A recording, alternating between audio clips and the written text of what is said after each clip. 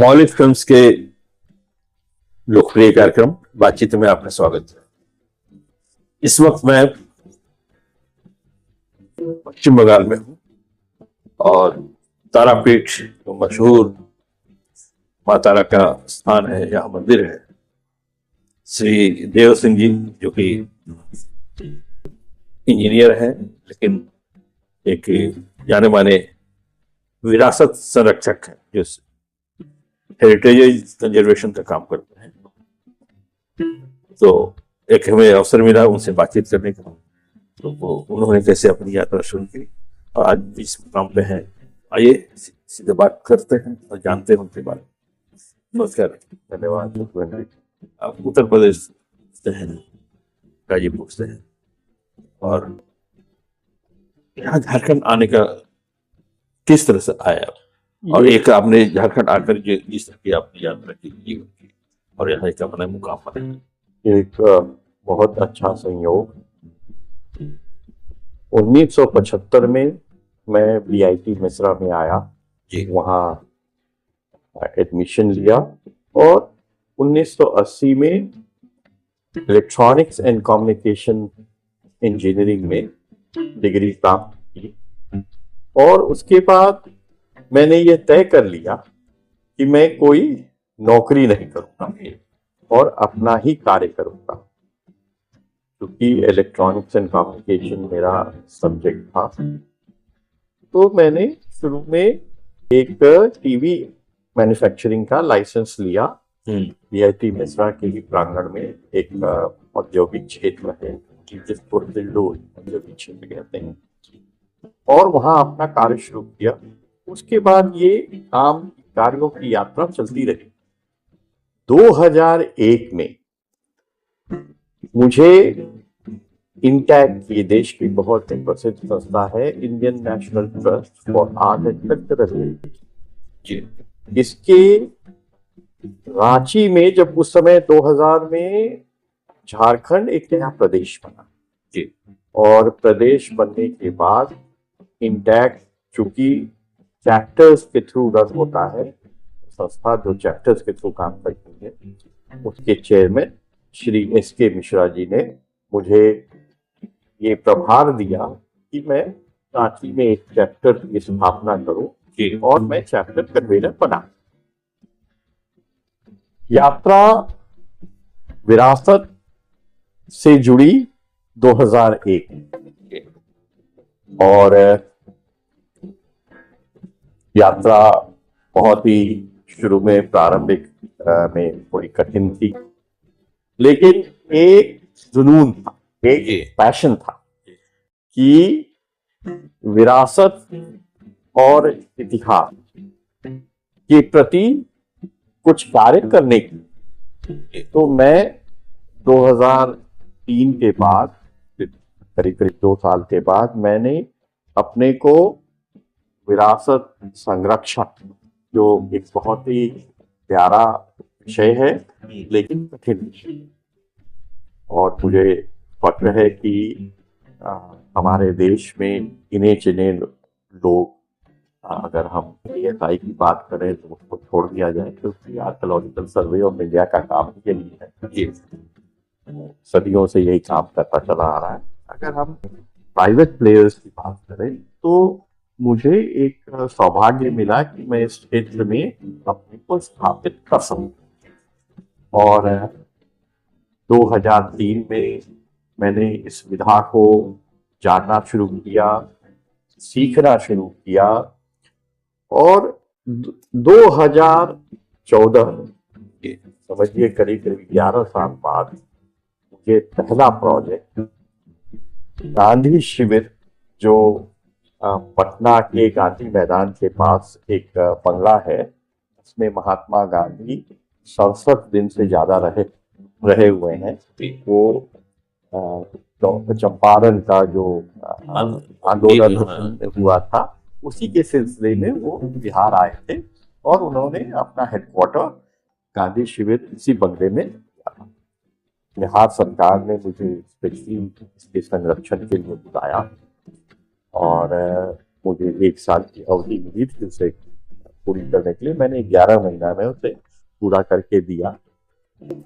और इस एपिसोड ने मेरा कॉन्फिडेंस बढ़ाया और मुझे प्रेरित किया कि ये जो हमारा इतिहास है, जी जो इससे सिर्फ इतिहास नहीं जुड़ा हुआ है, जो हम पुराने भवन होते हैं, भवन के संरक्षण के साथ सिर्फ इतिहास नहीं जुड़ा होता है, उस वक्त की आर्किटेक्चरल स्टाइल, उस वक्त में जिन चीजों से ये घर बनाए जाते थे और संस्कृति, ये सारी चीजें उसमें जुड़ी रहती हैं। एक भवन का आप संरक्षण कर रहे हैं तो आप एक इतिहास और एक संस्कृति का भी संरक्षण कर रहे हैं। किसके लिए कर रहे हैं? आने वाली जनरेशन। आप और हम फॉर्चुनेट हैं कि हम उस भवन को देख सकें। अगर उसको नहीं बचाया जाए तो आने वाली पीढ़ी तो उसे देख नहीं सकेगी, सिर्फ किताबों में देख लेगी। इस विषय पे आगे बात करेंगे, लेकिन मैं उसी जहां पीछे ले जाऊंगा कि आपने जब बीआईटी मेसरा से आपने इंजीनियरिंग की और इलेक्ट्रॉनिक्स एंड कम्युनिकेशन, और मुझे लगता है कि 1980 में आपने वहां, अब उस जमाने में इलेक्ट्रॉनिक्स की तो बहुत मांग थी। अगर आप कहीं भी अगर काम करते, नौकरी करते, जॉब करते, तो आज उसमें भी आपका एक मुकाम होता है, तो जिसमें आपने पढ़ाई की, जिसमें आप अपना एक बड़ा मुकाम बना सकते हैं, तो उस तरह से आपने नहीं काम किया। बिल्कुल। इसलिए मैं आपको बताऊं जी, और मैं सबको कहता हूँ, आपको भी कहता हूँ कि हम उस समय जब इलेक्ट्रॉनिक्स कम्युनिकेशन इंजीनियरिंग मैंने किया तो बीआईटी मेसरा जो एक बहुत प्रतिष्ठित संस्था है, उसने भी 2-3 साल पहले ही इस सब्जेक्ट को अपने यहाँ लागू किया। जी।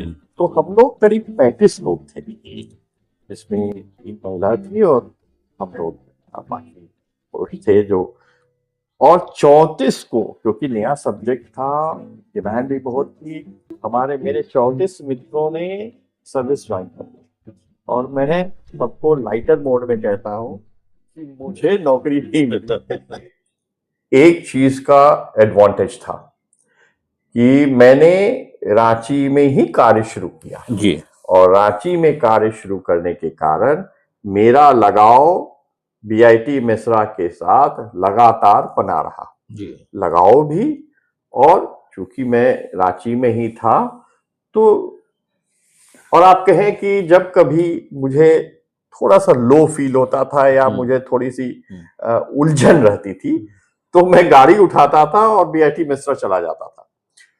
बच्चों को वहां किसी फैकल्टी और किसी डिपार्टमेंट में विजिट नहीं करता था, मैं बच्चों को बुलाता था, बच्चों के साथ समय गुजारता था, बच्चों से उनकी समस्याएं पूछता था, उनसे बातचीत करता था और इससे बहुत सुकून मिलता था। और फिर मैं 1-1.5 घंटा उनके साथ समय बिता के वापस आ जाता था बिल्कुल फ्रेश होके। तो मेरे लिए वो संजीवनी बूटी भी था। और बीआईटी से जुड़ा रहा और देखिए लोगों की हमारे जो पास आउट स्टूडेंट्स हैं, जो की संख्या आज के दिन में 50,000 प्लस है पूरे विश्व में। जी। 2021 में मुझे जो हमारा एलुमनाई एसोसिएशन है, बिटोसा, बीआईटी ओल्ड स्टूडेंट एसोसिएशन, जो 60s में फॉर्म हुआ था, उसका मुझे प्रेसिडेंट चुना गया 2021 में। और अभी भी एक टर्म पूरा करने के बाद मुझे दूसरा टर्म दिया गया और अभी भी मैं वो अपनी जिम्मेदारी को पूरी निभाने की कोशिश कर रहा हूँ। अब जब बिटोसा की बात हुई है तो मैं चाहूंगा इसमें क्या करते हैं, मैंने क्या, या जो बाकी लोगों की बात नहीं कर, आपके आने के बाद बिल्कुल बिटोसा को किस तरह से एक्टिव किया, क्या नया किया आपने? नहीं, कुछ नया इसमें करने की बहुत आवश्यकता नहीं है। कोई भी एलुमनाई एसोसिएशन होता है, इंक्लूडिंग बिटोसा, बेसिकली एक अलुमनाई एसोसिएशन जो वहाँ के पास्ड आउट स्टूडेंट्स हैं वो बनाते हैं एक संस्था के रूप में, यह हर जगह लागू है। जी और उसमें प्राथमिकता दी जाती है जो पास आउट स्टूडेंट्स हैं उनके लिए वेलफेयर स्कीम्स तैयार करने की। किसी को कोई परेशानी हो, मेडिकल हो, फिजिकल हो, या उनको बच्चों की को पढ़ाई कराना है, बच्चों की शादी करनी है, उसमें हम लोग आपस में मिलके कुछ मदद कर सकते हैं तो वो करते हैं और समय समय पर मिलते भी हैं। जी इसके साथ ही चूंकि हम बीआईटी के एलुमनाई एसोसिएशन हैं तो हम लोग बीआईटी मेसरा को भी ये ऑफर करते हैं कि आपको हमारी आवश्यकता जी जब पड़ेगी, चाहे वो आपके बच्चों को, क्योंकि हमारे जो बीआईटी से पास आउट स्टूडेंट्स हैं बड़े अच्छे अच्छे पोस्ट पर हैं, कई बड़े बड़े अधिकारी भी हैं, सरकारी अधिकारी हैं, तो वो बच्चों को जो अभी पढ़ रहे हैं उनको कोई दिशा निर्देश देना या उनको मोटिवेट करना, या अगर कोई डेवलपमेंट का प्रोजेक्ट बीआईटी मेसरा करना चाहता है और उसको कुछ फंड्स की आवश्यकता है तो वो हम लोग पूल करके, आपस में पूल करके वो फंड्स भी देते हैं। जी और जो हर एक, ये हम कोई विशेष नहीं कर रहे हैं, ये हर एक अलुमनाई एसोसिएशन ये करता है। और चूंकि इसमें थोड़ी शिथिलता हो गई थी तो उसको मैंने थोड़ा सा सामने लाने का प्रयास किया है और कर रहे हैं। बीआईटी हमेशा है झारखंड में, नया बना था तो बहुत सारे काम इसके थे कि जो आप लोग उसमें मदद कर सकते थे सरकार को। बिल्कुल सही है, सभी प्रदेशों में और देश में भी जी जब प्रधानमंत्री जी भी जब नई तकनीक की बात करते हैं, आत्मनिर्भरता की बात करते हैं, तो इस क्षेत्र में सभी तकनीकी संस्थाओं का एक बहुत बड़ा योगदान होता है। जी बिल्कुल। और हमारी संस्था बीआईटी मेसरा भी हमारी सरकार, जो झारखंड की सरकार है, इसको समय समय पर बहुत चीजों के डिजाइन्स में, आंकलन करने में मदद करती रही है और मदद करती रहेगी। और हम लोग जो हमारे जो पास आउट स्टूडेंट्स हैं और हमारी संस्था बिटोसा जो है वो भी सरकार को जब भी जरूरत पड़ती है, आवश्यकता पड़ती है किसी भी सब्जेक्ट पर ओपिनियन लेने की, उनको दिशा निर्देशित करने की तकनीकी रूप से, तो हम आज भी वो करते हैं और आगे भी करते रहेंगे।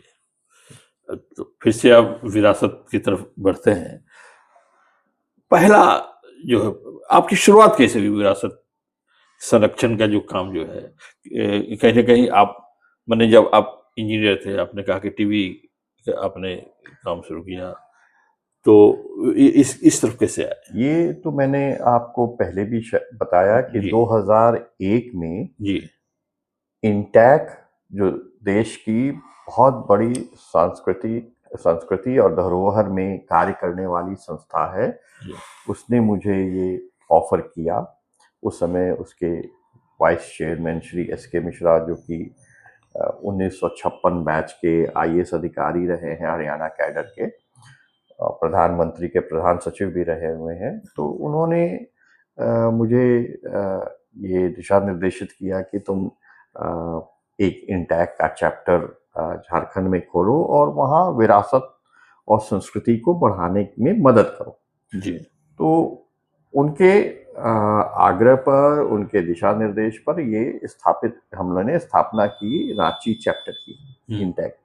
और उसके कुछ ही दिनों बाद, चूंकि उस समय यहाँ श्री वेद मार्शवा साहब, अब तो वो नहीं रहे, उस समय गवर्नर थे, और वो चूंकि दिल्ली में पुलिस कमिश्नर भी रहे थे, तो उनको इंटैक के गतिविधियों के बारे में, इंटैक के कार्यकलापों के बारे में बहुत अच्छी जानकारी थी। तो उन्होंने मुझे बुलाया और उन्होंने इंटैक के और कला संस्कृति धरोहर को, झारखंड के कला संस्कृति धरोहर को आगे बढ़ाने के लिए प्रोत्साहित किया।